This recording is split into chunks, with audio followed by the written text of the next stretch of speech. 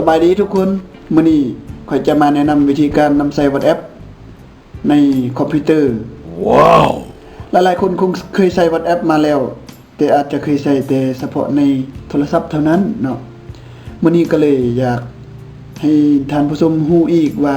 เราสามารถนอกจากโทรศัพท์เรายังสามารถใช้ในคอมพิวเตอร์ได้คือกันถ้าเราใช้ในคอมพิวเตอร์แล้วมันจะมีประโยชน์หยังแดท่านอยากรู้บ่ถ้าใช้ในคอมพิวเตอร์แล้วเราสามารถมันจะเฮ็ดให้เราสะดวกสบายในการส่งไฟล์ข้อมูลต่างๆได้อย่างสบายเลยเนาะเพราะว่ามันสามารถส่งไฟล์ที่เป็นวิดีโอเป็นรูปเป็น PDF เป็น Word เป็น Excel เป็น PowerPoint มันยังสามารถส่งได้หมดผ่าน WhatsApp ในเครื่องคอมพิวเตอร์ของเราฉะนั้นอันนี้จะเป็นการสะดวกถ้าเรา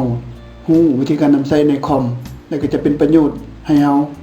ในการส่งไฟล์ข้อมูลต่างๆซึ่งดังที่เรารู้นำกันว่า WhatsApp มันเป็นสื่อออนไลน์หรือว่าโซเชียลมีเดียที่คนลาวเฮานิยมใช้หลายที่สุดรองจาก Facebook ฉะนั้นจะเป็นประโยชน์หลายถ้าเรารู้วิธีการนำใช้นี่อีกในคอมพิวเตอร์เนาะ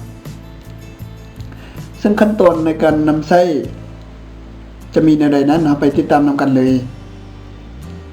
ทำอิฐเรามาเปิดเราต้องมีแอปWhatsApp อยู่ในคอมของเราก่อนถ้าผู้ใดยังบ่ทันมีก็เข้าไปดาวน์โหลดฟรีได้เลยเนาะเพียงแต่พิมพ์คำว่า WhatsApp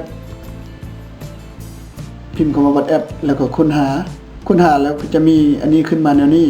เราก็คลิกเข้าไปที่ตัวทำอิฐเลย WhatsApp คลิกเข้าไปนี่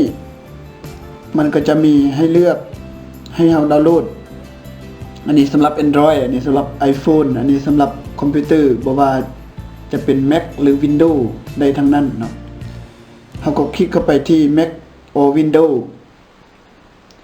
แล้วก็มาเลือกถ้าเราใส่คอม Mac เราก็โหลดเป็น Mac แต่นี่ค่อยใส่เป็น Windows ก็เลยโหลดเป็น Windows เนาะดาวน์โหลดที่ปุ่มสีเขียวๆนี้ให้ท่านผู้ชมคลิกเข้าไปเลยคลิกเข้าไปนี่เนาะ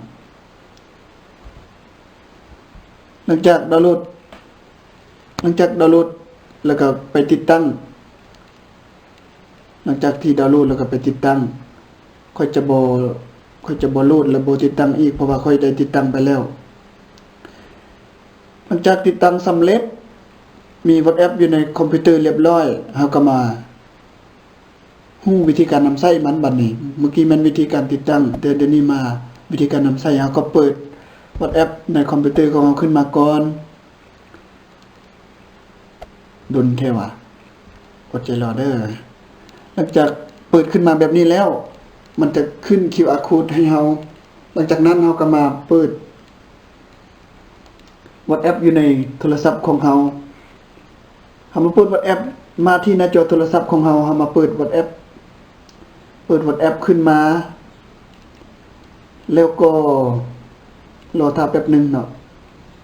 โทรศัพท์ก็ซ่าคอมก็ซ่าใจเย็น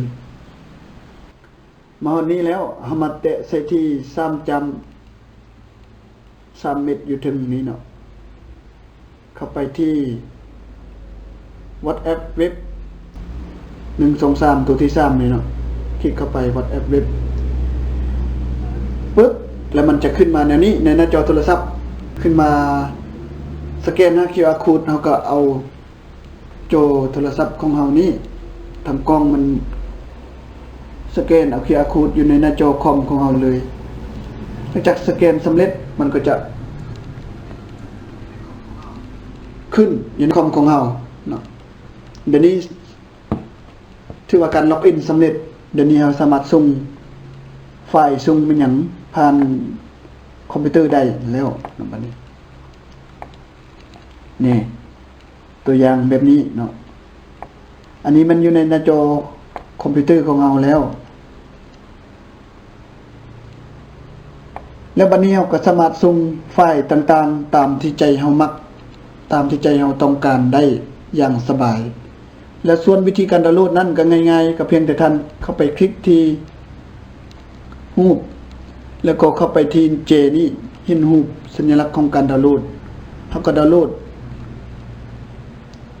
คลิกเข้าไปนี่เนาะคลิกเข้าไปปึ้งเข้าไป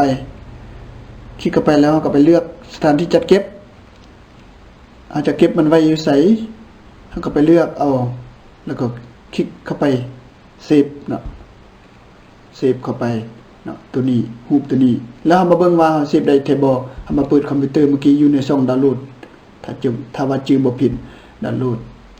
เนี่ยรูปตัวนี้มันรูปเฮาโหลดมาจากแอปเมื่อกี้เนาะตัวนี้เนาะส่วนไฟล์ประเภทอื่นๆก็คือกันเฮาเพียงแต่เปิดเข้าไปแล้วก็ดาวน์โหลดแล้วก็เอาไปนำใช้ได้แล้วเฮาอยากจะส่งให้หมู่เพื่อนของเฮาก็คือกันเฮาก็แนบไฟล์อยู่นี่เข้าไปที่แนบไฟล์แล้วก็ไปแนบจะเป็นไฟล์ประเภทวิดีโอรูปกล้องอันนี้เป็นด็อกิวเมนต์เป็นเอกสารต่างๆอันนี้เป็นคอนแทค